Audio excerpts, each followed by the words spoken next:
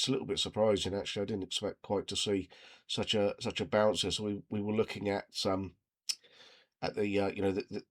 the big candle here, which was a green candle. So let me just zoom in on there so you can see exactly what I'm talking about.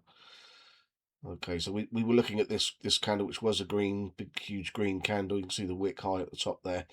And then obviously it got rejected, so all of the buying for that week just got sold into. So this is a weekly time frame on the total crypto chart.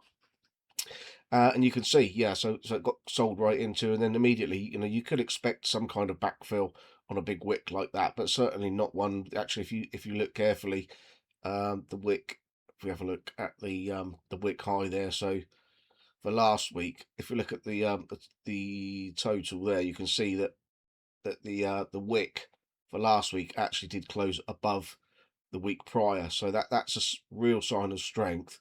And obviously now, this week, I know it's only Tuesday, but we've pushed up above the wick highs again for the prior 2 weeks. So again, looks very strong. But you can see actually come up against this resistance now, and we're rejecting. And you can see that what we're looking for this week, ideally, is for a candle body close above these wick highs.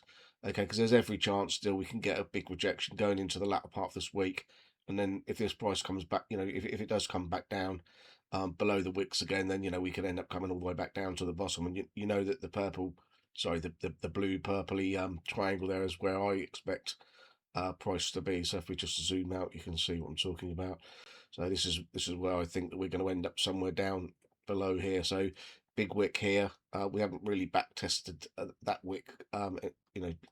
We have to some degree, but there's every chance that the liquidity pool that's now formed here below this wick is going to be a magnet, going to end up as a magnet for us to get back down there. I think that's what's going to happen, guys, and particularly when it comes to March. Usually think about it from the big money point of view.